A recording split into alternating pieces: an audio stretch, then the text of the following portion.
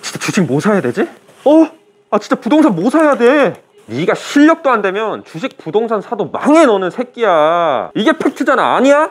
뭣도 모르면서 뭐 자꾸 투자거리고 앉아있어. 너한테 먼저 투자해. 그게 맞는 거야. 자꾸 이상한 투자처만 찾아 헤매다가 그냥 너는 망하는 거야. 당신에게 투자해. 알았어?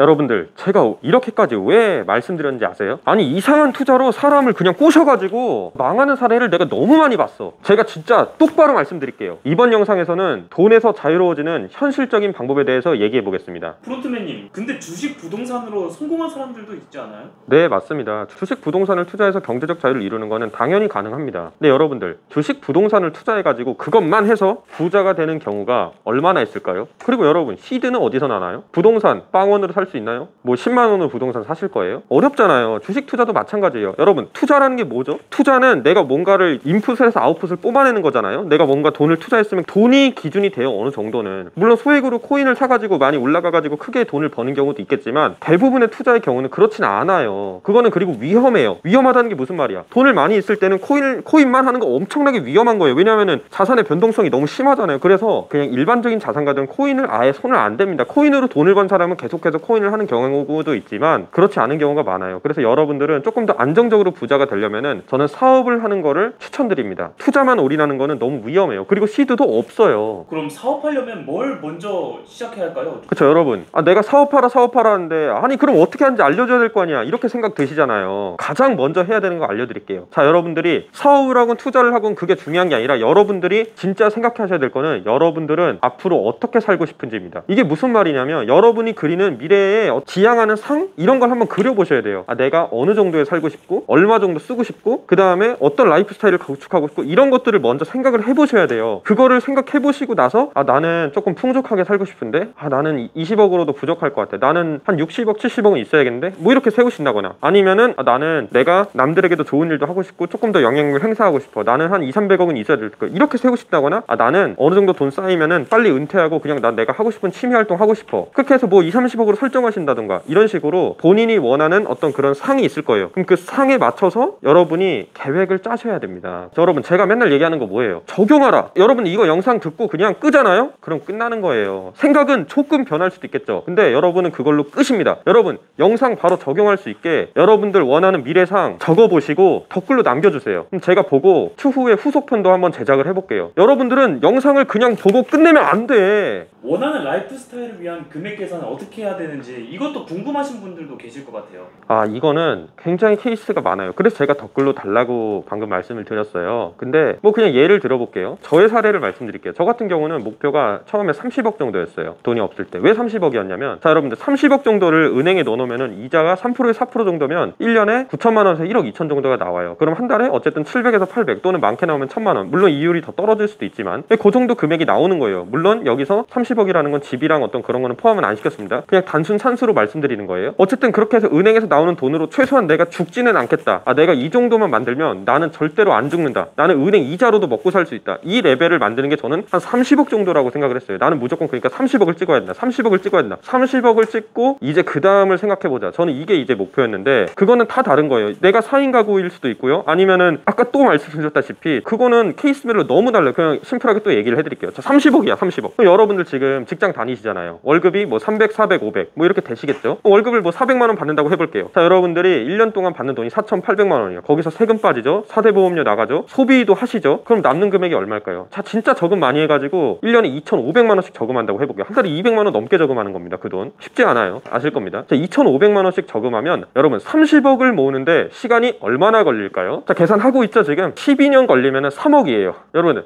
120 손가락이 모자라 0 120년 모아서 30억이야. 근데 120년 후에 30억은 얼마의 가치일까? 헐값이죠. 그러니까 내가 400만 원씩 한 달에 벌어서는 죽었다 깨어나도 30억에 못 간다는 사실을 먼저 인지하셔야 돼요. 내가 지금 이렇게 해서는 내가 원하는 목표에 절대 갈 수 없어. 이거를 먼저 인지하셔야 됩니다. 그러면은 30억을 어떻게 갈까라고 했을 때는 저의 경우로 말씀드리면 만약에 5년 동안 30억을 번다라고 하면은 1년에 6억씩 버는 게 아니에요. 그거는 자본주의를 아예 1도 모르는 거예요. 그렇게 버는 게 아니라 어떤 해는 1억, 어떤 해는 뭐 3억 이렇게 벌다가 한 해에 막 10억, 20억씩도 벌려요. 그렇게 해가지고 자산이 이렇게 기하급수적으로 한번 늘어나는 그 구간이 있거든요. 거기서 돈이 확 벌립니다. 그래서 자산대가 형성이 돼요. 그리고 나서는 또 이게 확 오르는 게 아니라 어느 정도 정체기를 겪는데, 어쨌든 자산이 오르는 속도는 이렇게 올라갑니다. 이렇게 올라가는 게 아니에요. 그래서 여러분은 먼저 이거를 이해를 하셔야 되고, 그럼 왜 이렇게 되느냐라고 했을 때는 돈이 일을 합니다. 여러분 이미 들어보신 적 있을 거예요. 돈이 일을 하게 하라. 이게 무슨 말이야? 나도 일을 하지만 내 은행에 3억 있으면 그 3억도 이자를 받아주면서 일을 하는 거죠. 또는 부동산을 샀으면 그 부동산을 구입해서 거기서 임차인분이 일을 해서 월세를 주죠. 그런 식으로 돈이 일을 하게 만들어야 됩니다. 그래서 여러분도 일하지만 돈이 일하게. 그렇기 때문에 자산이 어느 정도 구축이 되면 그때부터 좀 더 쉬워지는 거예요. 그리고 투자할 수 있는 수단이 더 늘어나요. 여러분들이 당장 100만 원만 있으면 아파트 살 수 있나요? 못 사죠. 근데 10억 있으면 살 수 있겠죠. 어느 정도 자산이 구축되면 이제부터 자산 포트폴리오를 배분할 수가 있어요. 그리고 여러분들이 사업도 시작했을 때 첫 해 잘 되는 거 어느 정도 잘 될 수는 있겠지만, 직원도 모이고 어느 정도 내 브랜드도 인지가 되고 해야지 이렇게 올라가는 거기 때문에, 여러분들 이게 인생입니다. 여러분들은 이렇게 올라가실 거예요. 그렇기 때문에 여러분들은 이 구간을 잘 만드는 게 중요합니다. 근데 직장 다니는 분들은 아무래도 현실적으로 사업을 하기가 좀 어렵잖아요. 그래서 뭘 먼저 해야 할지 되게 막막할 것 같아요.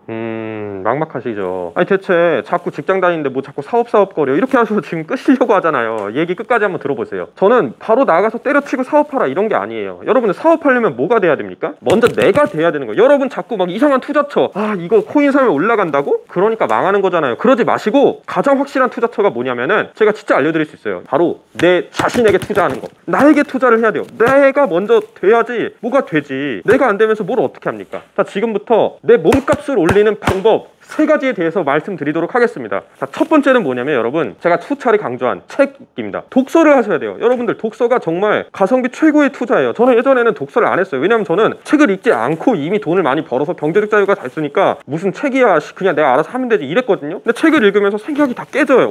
이게 아니었네? 이렇게 하면 더 낫네? 심지어 저는 돈을 다 번 다음에 책을 봐도 얻는 게 맞는데, 아무것도 없거나 이제 시작하는 단계에서 책을 본다면 얼마나 빨라지겠습니까? 당연히 책을 보셔야 되는 거예요. 그래서 제가 적용 독서를 어떻게 해야 되는지에 대해서 유튜브 영상 올려놓은 게 있으니까, 보지 못하신 분들은 채널 찾아가셔서 독서 영상 꼭 보셨으면 좋겠어요. 그래서 책을 읽고 나에게 적용해보는 거를 계속 해보셨으면 좋겠습니다. 자, 두 번째는 강의입니다. 자, 강의? 강의 팔아먹으려고? 저 강의 안 팔았어요. 저 지금 유튜브만 하고 있습니다. 강의가 도움되는 게 많아요. 그럼 강의가 어떻게 도움되는 게 많냐? 여러분들 초등학교, 중학교, 고등학교, 심지어 한글 교육 안 받았습니까? 한글 누가 안 알려줬으면 한글 알려주는데 강의 팔이라고 욕하실 거예요? 아니잖아요. 인간은 원래 배우는 거예요. 배우면서 성장을 하는 거예요. 저는 강의를 들으라는 게 아니라 배우라는 뜻이에요. 지금 강의가 그만큼 효과적일 수 있어요. 왜냐하면 우리가 이제 온라인 시대예요. 내가 지금 지방에 있더라도 서울에 강의하는 거를 온라인으로 접할 수 있고, 되게 이제 세상이 넓어졌어요. 심지어 한국에 있으면서 미국에 있는 강의를 들을 수도 있어요. 번역을 해가지고. 그래서 저는 온라인 강의를 좀 적극적으로 수강하는 걸 추천하는데, 여기서 문제가 있어요. 자, 온라인 강의는 그럼 어떤 걸 도대체 들어야 되냐? 자, 강사의 2가지 유형이 있습니다. 자, 강사는 어떠냐면은, 보통 첫 번째는 실력이 있는 강사가 있고요. 두 번째는 전달력이 있는 강사가 있어요. 근데 1번과 2번을 다 갖춘 케이스가 별로 없습니다. 자, 첫 번째, 실력이 있는 강사의 경우는 본인이 실력은 뛰어나요. 근데 만약에 전달력이 좋지 않다면 그거는 사실상 여러분들 도움이 안 돼요. 왜냐면은 실력이 어느 정도 있는 사람이 말을 하면, 실력이 이만큼 정도 있는 사람이 이렇게 달성하는 데는 굉장히 성취가 좋을 겁니다. 하지만 실력이 있는 사람이 본인의 언어로 얘기하면 이해를 못해요. 여기 있는 사람은. 이런 강의는 안 좋은 강의예요. 여러분 도움이 안 될 거예요. 실력은 있지. 여러분들 맨날 그러잖아요. 이 사람 진짜 돈이 있어야지 내가 뭔가 할 거야. 이 사람 진짜 이 기술이 있어야 뭔가 할 거야. 맞아요. 그 기술이 이만큼, 이게 지금 손으로 잘 표시가 안 되는데 어느 정도가 없으면은 아무 쓸모가 없어요. 그냥 사기꾼이죠. 근데 일정 이상 실력만 있으면 여기 있건 큰 차이가 없다라는 거예요. 여러분한테는. 여러분의 수준이 이만큼이기 때문에 오히려 이 사람이 더 도움될 수 있다라는 거예요. 그래서 여러분의 실력을 보실 때 일정 기준치를 넘는지를 보세요. 그냥 무조건 실력만 좋다고 따라갔다가는 도움이 안 될 가능성이 매우 높습니다. 두 번째, 전달력 있는 강사. 자, 전달력 있는 강사가 뭐죠? 말을 잘하는 거예요. 그리고 여러분들이 알기 쉽게 설명해줘요. 그래서 저희가 추천드리는 거는 실력이 어느 정도 있으면서 전달력을 갖춘 강사의 강의를 선택하는 걸 추천드립니다. 근데 온라인 강의를 듣는 건 좋지만 실행하기 어렵다고 생각하시는 분도 계실 것 같아요. 맞아요. 그게 문제예요. 강의를 그냥 듣고 끝나면 그냥 끝나는 거예요. 제가 유튜브도 아까 말씀드렸죠. 여러분들 이거 듣고 미래에 원하는 상 안 그리면 끝난다고 제가 처음에 얘기 드렸잖아요. 그러니까 의미가 없는 거예요. 여러분은 의미 없는 행동을 하시는 거예요. 강의를 적용하지 않으면 소용이 없습니다. 근데 자, 강의를 적용하는 강의가 생각보다 생각보다 그렇게 많지가 않아요. 끝까지 관리를 해주면서. 그게 저는 강의의 좀 함정이라고 생각을 합니다. 자, 세 번째입니다. 세 번째. 자, 세 번째는 뭐냐면 여러분들 회사 가면 뭐 하세요? 아씨 언제 퇴근해? 아씨 오늘 또 출근이야. 아 오늘 벌써 월요일이네. 설마 이러시는 거 아니죠? 아 죄송합니다. 다 그렇게 생각해요. 근데 여러분들 여기서 아셔야 될 게 있어요. 뭘 아셔야 되냐면 여러분들이 거기 가가지고 그렇게 생각하는 순간 여러분은 바로 쓸모없는 시간을 보내시는 거예요. 쓸모없는 시간이라고? 여러분은 그냥 여러분의 시간과 노동력을 팔아서 돈으로 바꾸는 그 행위만 하게 되시는 거예요. 만약에 그렇게 마음 먹고 거기 앉아서 하루 종일 보내시는 경우 여러분이 해야 될 게 뭐냐면은 내 사업처럼 하셔야 돼요. 내가 만약에 사장이야. 신입으로 들어갔지만 내가 사장이라면 이 회사를 어떻게 운영할 것인가? 내가 사장이라면 저 과장은 괜찮은 사람일까? 아 저 과장은 상사한테는 되게 잘하는 척을 하는데 하급자는 잘 못 관리하네. 야 저런 이중적인 면모를 갖고 있구나. 내가 나중에 중간 관리자를 뽑으면 어떻게 하겠다. 여러분들은 거기 가가지고 남의 사업처에 가서 사업을 공짜로 배우는 거랑 마찬가지예요. 내가 그 사장의 직무를 안 하더라도 볼 게 너무 많아. 아 사내의 정치는 이런 경우가 있구나. 대표가 어떻게 그걸 파악해야 되는지. 대표의 입장에서 생각을 해보세요. 내가 사원인 게 중요한 게 아니야. 내가 지금만 사원인 거지 공짜로 난 사업을 배우고 있는 거예요. 돈도 받으면서. 얼마나 즐겁습니까? 여러분이 아무리 하찮고 여러분들이 스스로 생각했을 때 정말 이건 하찮아라는 일도 그게 중요한 게 아니에요. 그냥 가서 보면 돼요. 팀은 어떻게 조직되어 있고 팀 하나당 인원이 몇 명 정도 있고 아 회사에서 이 선택을 잘못하니까 힘들고 그러니 갑자기 구조조정을 시키네. 야 근데 직원 입장에서는 그냥 그렇잖아요. 우리를 구조조정해! 대표 입장 생각해보라고요. 왜 구조조정을 시킬까? 왜 기업은 인원 다이어트를 시킬까? 그런 생각을 해보세요. 앉아가지고 그냥 내 입장만 그냥 평생 고수하고 평생 그럼 직장인 하실 거예요? 평생 그 자리에 앉아서 사원하실 거냐고요. 아니잖아요. 그러니까 여러분은 제발 그 자리에 앉아서 저 사장님의 입장, 대표님의 입장을 생각해 보십시오.